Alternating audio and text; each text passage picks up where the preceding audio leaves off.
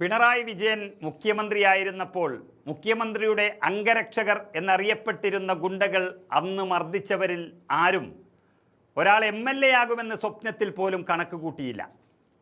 അന്ന് മർദ്ദിച്ചൊരു പീറപ്പയ്യൻ വാവിട്ട് കരഞ്ഞിട്ടും പരാതി ചവറ്റുകൊട്ടയിലേക്ക് കീറിയെറിഞ്ഞു വരുന്നുവെങ്കിൽ ഇന്ന് ആ പയ്യൻ MLA ആണ്. സത്യം പറഞ്ഞാൽ തല്ലിയ പോലീസുകാരനും മുകളിലാണ് പ്രോട്ടോകോൾ പ്രകാരം MLA. ഏതായാലും അന്ന് യൂത്ത് കോൺഗ്രസിൻ്റെ കുട്ടികൾ പറയുമ്പോൾ കേട്ടില്ലെങ്കിലും ഇന്ന് MLA പറയുമ്പോൾ അത് വലിയ വാർത്തയായി മാറിയിട്ടുണ്ട്. പുതിയ അന്വേഷണ സംഘത്തിന് മുന്നിൽ മൊഴി നൽകാൻ എത്തിയപ്പോൾ MLAക്ക് വലിയൊരു താരപരിവേഷമാണ് മാധ്യമങ്ങളൊക്കെ നൽകിയത്.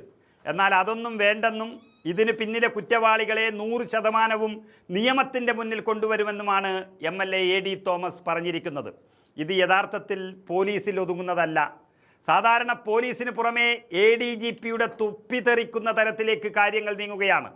മുൻ മുഖ്യമന്ത്രി പിണറായി വിജയൻ്റെ ഗൺമാൻമാർ മർദ്ദിച്ചതിലെ ആദ്യ അന്വേഷണ റിപ്പോർട്ട് തിരുത്താൻ ADGP MR അജിത് കുമാർ ഇടപെട്ടു എന്ന് അന്നടിവാങ്ങിയ AD തോമസ് MLAയും യൂത്ത് കോൺഗ്രസ് നേതാവ് അജയ് കുര്യാക്കോസും വ്യക്തമാക്കി കഴിഞ്ഞു. മർദ്ദന സ്ഥലത്തെ CCTV ദൃശ്യങ്ങൾ ഇതുവരെ പരിശോധിച്ചിട്ടേയില്ല. 5 പേരാണ് മർദ്ദിച്ചത്. റിപ്പോർട്ട് തിരുത്താൻ ഇടപെട്ട ഉദ്യോഗസ്ഥനെതിരെ നടപടി വേണമെന്നും അതുണ്ടാകുന്നതുവരെ ഇതിൻ്റെ പിന്നിൽ തന്നെ ഉണ്ടാകുമെന്നും MLA ഉറപ്പിച്ചു പറഞ്ഞിരിക്കുകയാണ്. അത് ADGPയുടെ കസേര തെറിക്കുന്നതിലേക്ക് വരെ കാര്യങ്ങൾ എത്തുകയാണ്.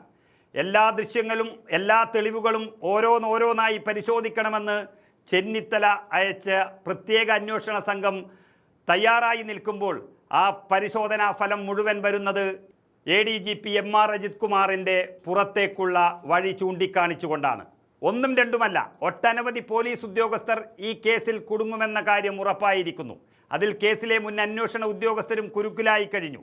മുൻ അന്വേഷണ ഉദ്യോഗസ്ഥനായ ക്രൈംബ്രാഞ്ച് ആലപ്പുഴ DYSP സുനിൽ രാജിനെ SIT ഉടൻ തന്നെ ചോദ്യം ചെയ്യുമെന്നാണ് അറിയുന്നത്.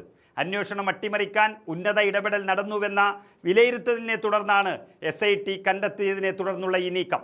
ആലപ്പുഴയിലെ മുൻ SP ചൈത്ര തെരേസ ജോൺ നൽകിയ റിപ്പോർട്ട് ആഭ്യന്തര വകുപ്പ് പൂഴ്ത്തിയതിൻ്റെ തെളിവും SITക്ക് ലഭിച്ചു കഴിഞ്ഞു. ഇനി SITയും വെറുതെ ഇരിക്കില്ല. കേസിലെ മുഖ്യസാക്ഷിയായ മാധ്യമപ്രവർത്തകൻ ജോജി ജോസഫിൻ്റെ മൊഴി അന്വേഷണ സംഘം രേഖപ്പെടുത്തുകയും ചെയ്തു. ഇന്നിപ്പോൾ ഈ പ്രത്യേക അന്വേഷണ സംഘം നടത്തുന്ന അന്വേഷണവും അതിലെ സത്യാവസ്ഥയും അന്നും ആലപ്പുഴ SP അന്വേഷിച്ച് കണ്ടെത്തിയതാണ്. പക്ഷേ പിണറായി വിജയൻ്റെ ഭരണത്തിൻ്റെ തണലിൽ ക്രിമിനലുകൾക്കുള്ള എല്ലാ സ്വാധീനവും ഉണ്ടായപ്പോൾ ഇതൊന്നും ഒരു ചുക്കും സംഭവിക്കാതെ തന്നെ മാറ്റി ചവറ്റുകൊട്ടയിൽ എറിയുകയായിരുന്നു. ഇപ്പോൾ ഭരണം മാറി, കഥയും മാറി. ഗവൺമെന്റ്മാരുടെ മർദ്ദനം ചട്ടവിരുദ്ധമാണെന്നും നടപടി വേണമെന്നും ആവശ്യപ്പെട്ടായിരുന്നു ആലപ്പുഴ മുൻ SP ചൈത്ര തെരേസ ജോൺ ആഭ്യന്തര വകുപ്പിന് അന്ന് റിപ്പോർട്ട് കൈമാറിയതെങ്കിലും അത് ചവറ്റുകൊട്ടയിൽ ആണെന്ന് കിടന്നത്. പക്ഷേ ഇന്ന് എല്ലാ പൊടിയും തട്ടി പുറത്തെടുത്തിരിക്കുന്നു. എന്നാൽ ഈ റിപ്പോർട്ട് ആഭ്യന്തര വകുപ്പ് പൂഴ്ത്തിയെന്ന SITയുടെ ഇപ്പോഴത്തെ നിർണായക കണ്ടെത്തൽ വലിയ വഴിത്തിരിവിലേക്കാണ് പോയിരിക്കുന്നത്.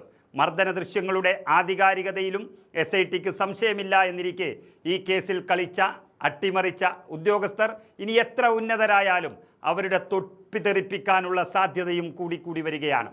അത് റാങ്കിൽ താഴെയുള്ള ഉദ്യോഗസ്ഥർക്ക് പറയാൻ മടിയുള്ളത് കൊണ്ടായിരിക്കാം ഒരു പക്ഷേ MLA തന്നെ വളരെ വ്യക്തമായി കാര്യങ്ങൾ ഇന്ന് പറഞ്ഞത്. ഒരു പോലീസ് ഉദ്യോഗസ്ഥൻ, അത് ഏത് റാങ്കുകാരനായാലും, നിയമവിരുദ്ധമായി എന്തെങ്കിലും ചെയ്തിട്ടുണ്ടെങ്കിൽ അത് തെളിയിക്കാനും തൊപ്പി താഴെ വെപ്പിക്കാനുമുള്ള പോരാട്ടം അത് അന്തിമഘട്ടത്തിൽ എത്തിയെന്നാണ് അർത്ഥം.